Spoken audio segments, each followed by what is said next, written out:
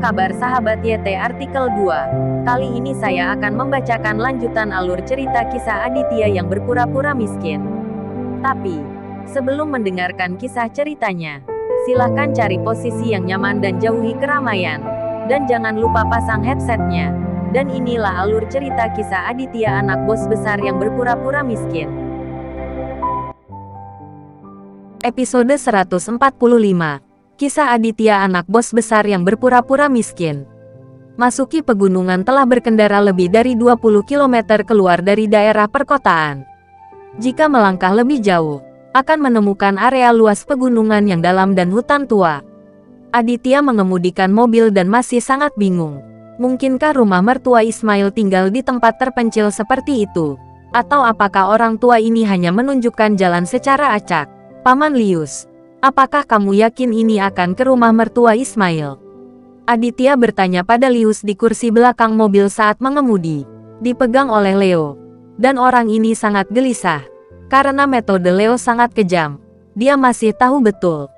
Melihat sikap skeptis Aditya, Lius berkeringat karena kecemasan. Takut membuat Aditya marah. Nasibnya akan lebih buruk daripada Ferdi.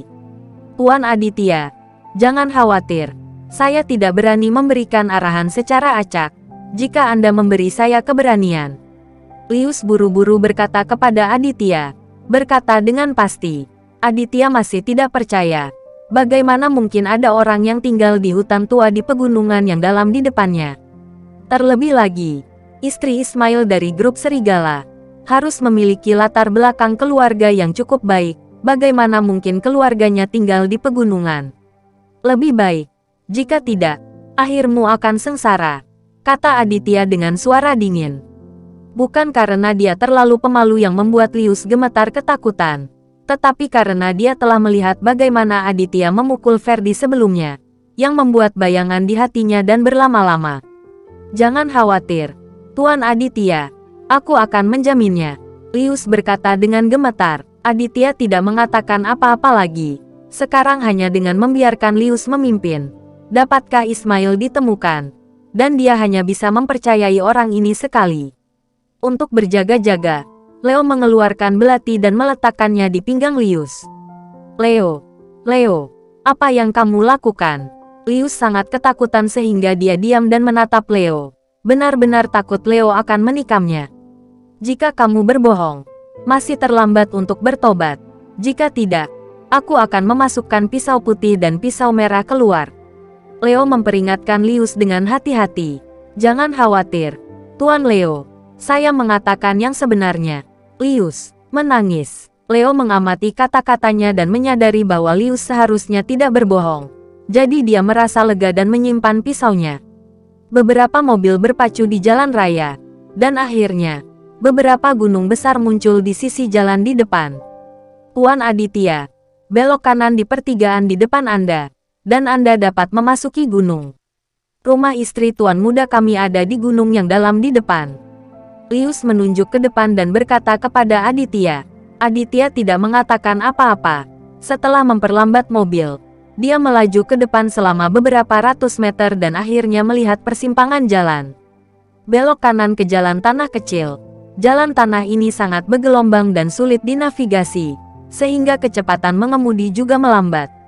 Tempat apa ini? Leo mengerutkan kening. Merasa sangat tertekan. Kita tidak akan bisa berjalan di depan mobil. Kita harus turun dari mobil dan berjalan ke gunung. Lius berkata lagi saat ini.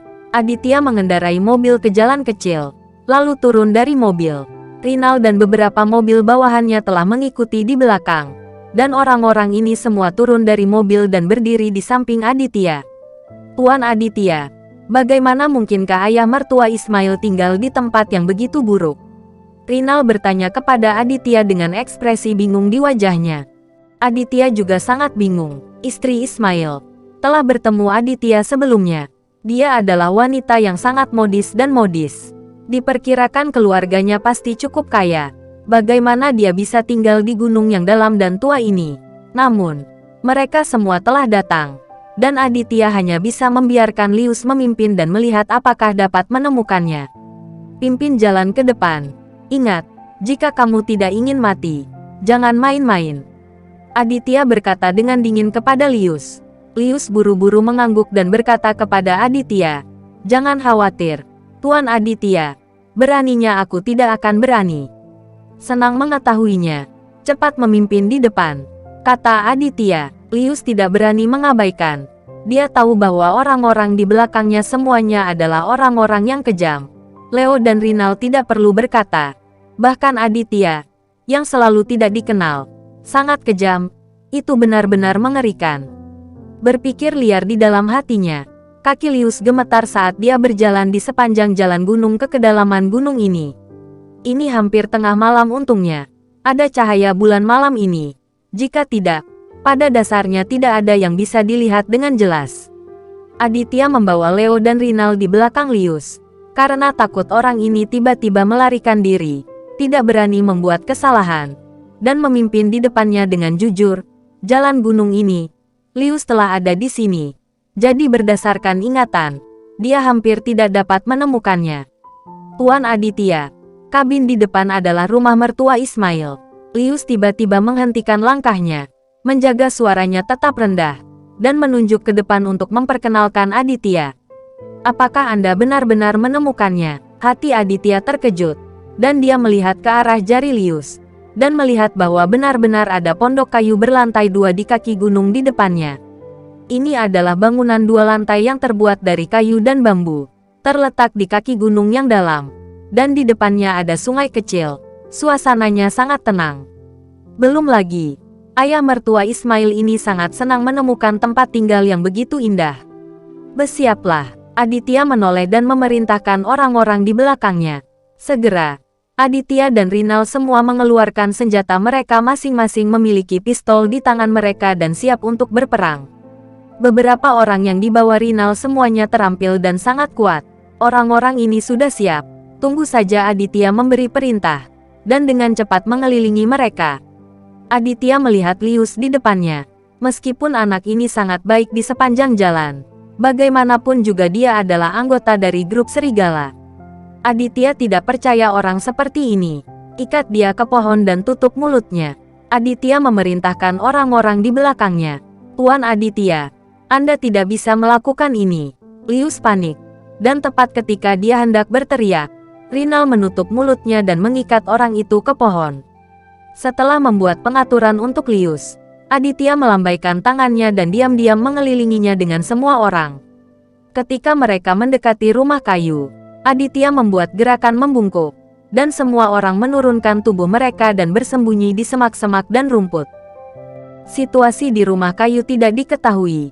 Aditya tidak ingin mengejutkan Ismail, dan jika Grusen melawan dengan pistol, itu pasti akan menyebabkan korban tertentu yang tidak ingin dilihat Aditya. "Tuan Aditya, cepatlah masuk dan lupakan saja." Rinal berpikir itu tidak cukup dan berbisik kepada Aditya. Aditya menggelengkan kepalanya, dan kemudian berkata kepada Rinal dengan suara rendah, "Kamu dan Leo ikuti aku. Yang lain bersembunyi di tempat dan jangan bergerak." "Ya." Rinal dan Leo setuju, serempak, dan mereka mengikuti dengan senjata di belakang Aditya. Aditya menurunkan langkah kakinya dan menyentuhnya dengan tenang. Rinal dan Leo mengikuti Aditya, dan mereka bertiga diam-diam mendekati rumah kayu itu. Ketika mereka mendekat, samar-samar bisa mendengar seseorang berbicara di rumah kayu. Ada juga suara wanita yang sangat muda, berbicara dengan seorang pria parubaya. Adapun apa yang mereka katakan, mereka tidak mendengarnya dengan jelas. Setelah mendengarkan dengan seksama untuk beberapa saat, Aditya merasa bahwa hanya ada 2 orang di rumah kayu. Seorang pria dan seorang wanita. Aditya mengedipkan mata pada Leo dan Rinal, dan ketiganya berjalan menaiki tangga kayu bersama-sama. Di lantai 2 rumah kayu, Aditya dengan cepat membuka pintu kayu, dan kemudian masuk. Leo dan Rinal takut Aditya memiliki sesuatu untuk dilakukan, jadi mereka mengikuti dengan kecepatan tercepat, mengangkat senjata mereka. "Ah, siapa kamu?" Wanita muda di lantai 2 berseru dan sangat ketakutan sehingga dia melompat dari tempat tidur kayu dan menyentuh kapak yang ada di samping. "Jangan bergerak, jika bergerak kami akan membunuh kalian." Rinal berteriak keras, dan menggunakan pistol untuk menahan wanita muda itu. Wanita itu tidak berani bergerak, Dia berdiri di sana dengan pandangan kosong, dan tidak berani berteriak. Tepat ketika pria parubaya di ranjang kayu lainnya hendak meletakkan tangannya di bawah bantal, Leo bergegas mendekat dan menodongkan pistol ke dahi pria itu. "Jangan bergerak. Bicaralah dengan baik." Pria itu mengangkat tangannya. Terlihat sangat gugup. Sebuah lampu minyak tanah dinyalakan di rumah kayu itu, dan Aditya memandang wanita muda itu dengan cahaya yang lemah. Sekilas, Aditya mengenalinya. Itu benar-benar istri Ismail. Wanita jalang ini berpakaian sangat seksi dan asing, dan tidak cocok dengan lingkungan sederhana di sini. Melihat pria parubaya itu, Aditya melihat bahwa dia berusia 40-an, dan penampilannya sangat menyedihkan dan kejam. Tetapi saat ini dia tampak ketakutan. "Apakah dia ayahmu?" Aditya menunjuk ke pria parubaya dan bertanya pada istri Ismail. Istri Ismail juga mengenali Aditya. Setelah dia tertegun sejenak, dia menjawab dengan ketakutan, "Ya, dia adalah ayahku." "Di mana Ismail? Di mana dia?" Aditya bertanya kepada istri Ismail dengan dingin. Bersambung.